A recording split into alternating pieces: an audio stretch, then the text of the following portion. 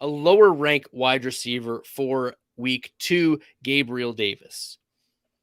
And Gabriel Davis has had an interesting saga, shall we say. So in the offseason, or when the Bills were eliminated, coming off his 4-touchdown game, it was highest of highs. There were multiple first-round picks traded for Gabriel Davis. His dynasty stock was rising. And then throughout the offseason, the Bills didn't sign anybody to play on the outside.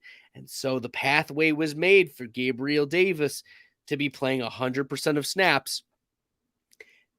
And then week 1 hits and he does play 100% of snaps, but he only gets a 16% target share. 47 of Gabriel Davis's 88 yards came on a broken play.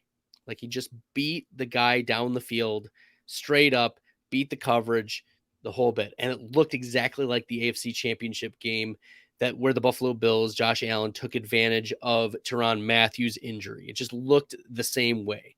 And yes, this is within the range of outcomes for Gabriel Davis, to prove me wrong.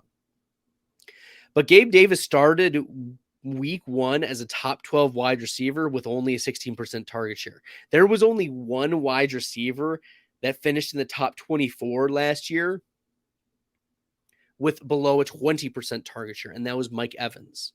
Now, Gabe Davis and Mike Evans, they have the same pathway to achieving that top 12, top 24 wide receiver status, and that's touchdowns. But the problem is the 16% target share for Gabriel Davis does not guarantee him volume. And if he doesn't get the volume, this is a problem. And I think that the volume is going to be concerning this week against the Tennessee Titans. The Tennessee Titans limited perimeter wide receivers of the New York Giants to 8 receptions on 9 targets for only 86 yards. And Stephon Diggs plays everywhere. He plays outside. He plays in the slot. Stephon Diggs is projected to play most of his snaps against Caleb Farley and Roger McCreary, 2 cornerbacks that can be really taken advantage of. And you know that Stephon Diggs is going to be the first look for Josh Allen. So I think that this week is where Gabriel Davis is second fiddle on this offense. He's still going to be second in line for targets, but a 15 to 17% target share is not going to get it done this week. I think I have Gabriel Davis as wide receiver 23 this week. His expert consensus ranking is 14. I have him lower. Yeah, it's Tennessee. They're going to be run first. You know, they're going to slow the game down. They're going to try to control and beat the Bills without, having to score. It's not going to be a shootout. This is not the shootout scenario. That's not how Tennessee can win. They don't have A.J. Brown to hyper target anymore. Treylon Burks was not playing the snaps that you need him to play to be able to get the catch up going, right? And Dontrell Hilliard's questionable.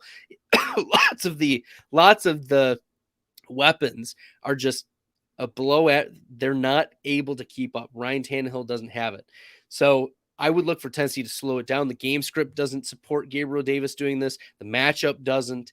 And the flukiness, the volume, there's, of course, within the range of outcomes that he once again repeats a top 12 wide receiver, but it's unlikely. And that's the bet I'm making this week, is the unlikeliness of Gabriel Davis to be a top 14 wide receiver.